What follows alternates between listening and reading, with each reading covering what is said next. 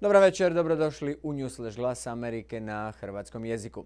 Hrvatska premijerka Jadranka Kosor započela je posjet Sjedinjenim državama u sklopu kojeg se danas sastaje s američkim potpredsjednikom Joe Bidenom. Predsjednica hrvatske vlade sastala se s bivšom američkom državnom tajnicom Madeleine Albright, a potom je u okviru foruma transatlantskih lidera pri sveučilištu Johns Hopkins održala predavanje na temu uloga Hrvatske u promicanju euroatlantske perspektive jugoistočne Europe. Tom prilikom rekla je da Hrvatska podupire nastojanja drugih zemalja regije za priključenje euroatlantskoj zajednici demokracija. Potpora susjednoj regiji je iskrena i trajna jer je temeljena i na hrvatskim nacionalnim interesima, kazala je Kosor.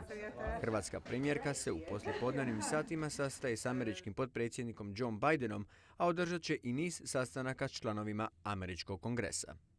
Očekujem prije svega odličan, konstruktivan razgovor prijatelja, dakle potpredsjednika SAD-a i predsjednice vlade Republike Hrvatske, dakle partnera SAD-a i Hrvatske i dakako da ću prije svega istaknuti i zadovoljstvo i zahvalu potpori koje dobivamo od SAD-a na našem putu završetka pregovora, ali isto tako ulaska u NATO.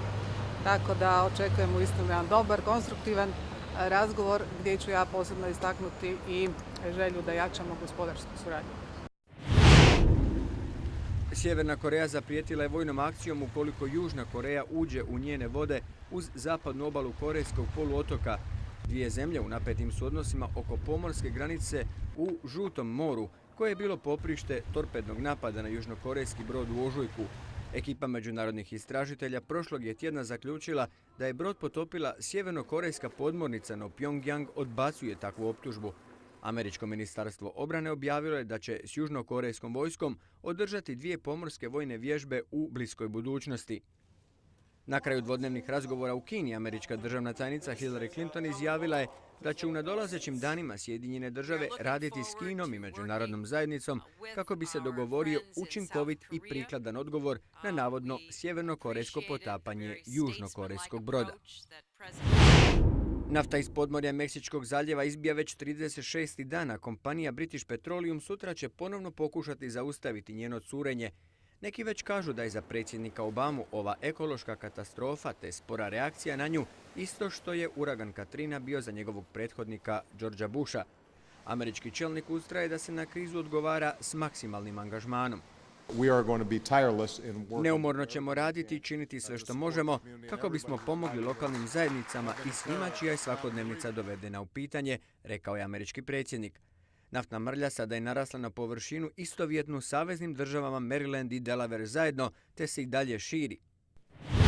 Djevojke možete odvesti iz New Yorka, ali New York iz njih ne. To je glavna poruka protagonistica drugog nastavka filma Seksi grad, koji je sinoć premijerno prikazan u New Yorku.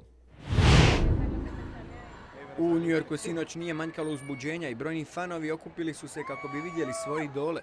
U novom filmu Carrie Bradshaw i njene prijateljice odmaraju se u luksuzu Abu Dhabija, gdje su stigle na poziv jednog šejka koji želi da Samantha predstavlja njegov hotel u medijima. Tema 4 žene željne zabave u konzervativnoj muslimanskoj zemlji nije mogla proći bez kontroverze i neki kritičari kažu da je način na koji film opisuje Srednji istok antimuslimanski. No glumci i producenti odmahuju rukom na takve kritike i poručuju sve je to samo zabava.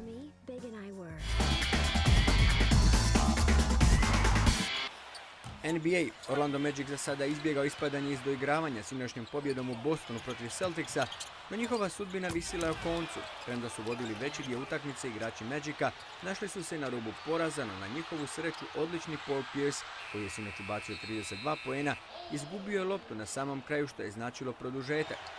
U nastavku Magic je imao više sreće i Dwighta Howarda, koji je ovim pogodkom zapečatio pobjedu Orlanda. To je bilo sve za večeras. Još da vas podsjetimo da opširnija izvješća o boravku hrvatske premijerke Jadranke Kosor u Washingtonu možete pratiti u našim nadolazećim radijskim i televizijskim emisijama te na internetu. Hvala na pozornosti i ugodna večer.